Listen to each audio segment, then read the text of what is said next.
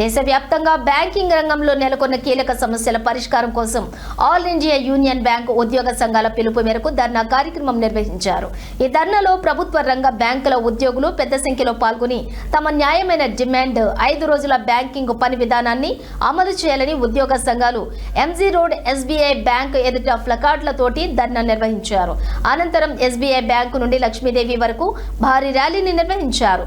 Bank ఉద్యోగులు మాట్లాడుతూ అధిక పని భారం, పని ఒత్తిడి వల్ల తమ న్యాయమైన 5 రోజుల పనిదినాల కొరకు న్యాయమైన డిమాండ్ని అమలు చేయాలని వారు డిమాండ్ చేశారు.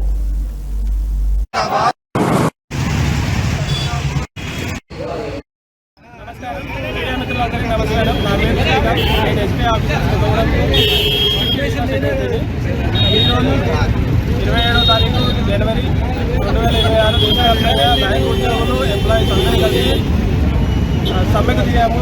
దాని ముఖ్య ఉద్దేశం ఏంటంటే 5 రోజుల పని దినాలుగా ప్రకటించాలని మేము గవర్నమెంట్ వారిని ప్రభుత్వాన్ని 5 కోరుతూ అన్ని బ్యాంక్ ఎంప్లాయీస్ ర్యాలీ నిర్వహించబడింది. విజయవంతమైంది. ముఖ్యంగా ఏంటంటే మేము 5 రోజుల పని విధానం ఎందుకంటే బ్యాంకు ఉద్యోగులు పని ఒత్తిడి పెరిగింది. కుటుంబానికి సమయాన్ని కేటాయించకపోవడం వల్ల, కస్టమర్ సర్వీస్ ఇవ్వకపోవడం వల్ల దేశ ఆర్థిక వ్యవస్థ కూడా నాశనమైన పరిస్థితి కల్పిస్తుంది ప్రభుత్వం. అందుకనే ఏంటంటే అందరూ ఎంప్లాయీస్ అందరూ రోడ్ల మీదకి వచ్చి స్ట్రైక్ చేయడం జరుగుతుంది. గమనించినట్టయితే ప్రభుత్వం మన దేశంలో అన్ని కేంద్ర సంస్థలు ముఖ్యంగా చూసుకుంటే ఆర్బీఐ కానివ్వండి, సెబీ కానివ్వండి, ఎల్ఐసి కానివ్వండి, అన్ని ప్రభుత్వ సంస్థలు 5 రోజులే పనిచేస్తున్నాయి.